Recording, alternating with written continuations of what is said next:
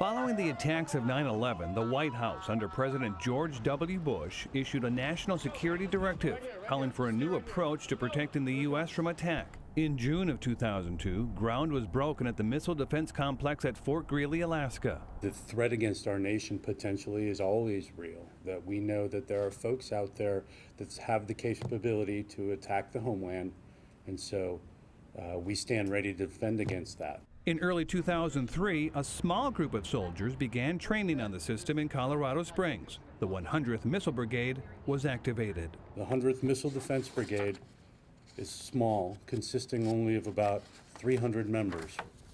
But our mission is essential to the American people, and we are proud to be the 300 defending the 300 million. Nestled beneath Mount Hayes sits Fort Greely, just outside the small town of Delta Junction. It is here that 40 of the United States' 44 ground-based missile interceptors are stored. The other 4 are located at Vandenberg Air Force Base in California. We're going to give you an inside look at this silo interface vault, which holds one of 40 ground-based interceptors. I climbed down into the vault on Missile Field 1, the first missile field assembled on Fort Greely. One constant here is change and technology upgrades to these ground-based interceptors. When we say we have cutting-edge technology, we actually get to say it and mean it, which is really exciting. And our crews with the 100th Missile Defense Brigade and 49th Missile Defense Battalion have been part of the research, development, testing, and evaluation process since this program began. Right behind this door is one of 40 interceptors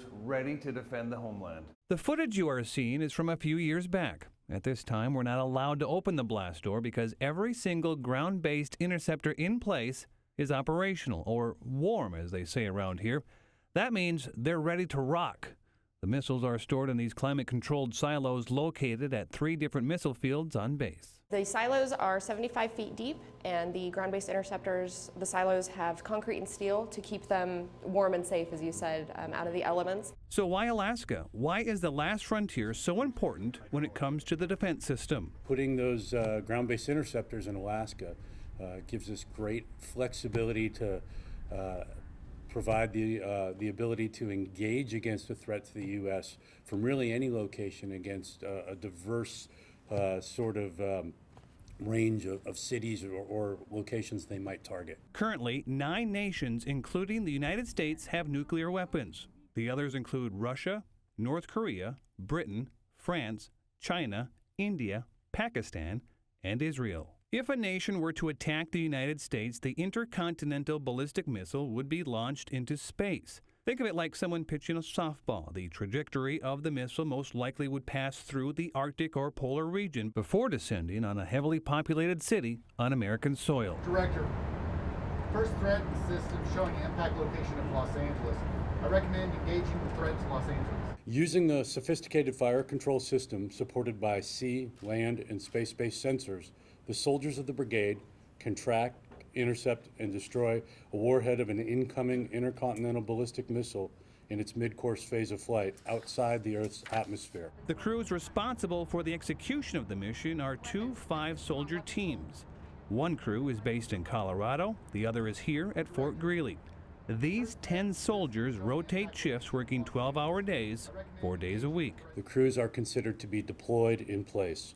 They know no days off. The office does not shut down due to inclement weather, for weekends, holidays, or family emergencies. What we're about to show you is how the team would perform their mission. For security reasons, their computers are turned off. Engage Los Angeles with 2 GBIs, one from Fort Greely and one from Vandenberg. The incoming missile is monitored, and when given the signal, the ground-based interceptor, or GBI, at Fort Greely is launched with just a click of a mouse. 3, 2. The clamshells up top, if they're launched, will pop open and the ground-based interceptor will launch. The GBI will reach speeds of over 24,000 miles per hour, or Mach 33. It's amazing, the technology, the sensors, the radars that show the picture, and then our crew's ability to read that picture and make determinations and work with the system to engage it. It's absolutely phenomenal. Using the sophisticated fire control system supported by sea, land, and space sensors, the soldiers of the brigade can track, intercept, and destroy the warhead of an incoming intercontinental ballistic missile in its mid-course phase of flight outside the Earth's atmosphere. The actual kill vehicle atop the Interceptor is only about 5 feet tall. It contains no firepower and simply relies on kinetic force and a giant collision in space. There are no warheads or explosives on board. Imagine a bullet hitting a bullet. Director, threat to Los Angeles, destroyed. The test is a simulation, but these soldiers treat this as very real. With tensions rising between North Korea and Russia, how concerned should the rest of the nation be? What our soldiers see on the news really doesn't change our readiness. Our folks have been ready since we stood the mission up, have been focused, and we stay ready. Plans call for 20 more interceptors to be added to Fort Greely in the next 5 years. An indication of just how important this corner of Alaska has become to the safety of an entire nation. This has always been and continues to be a no-fail mission.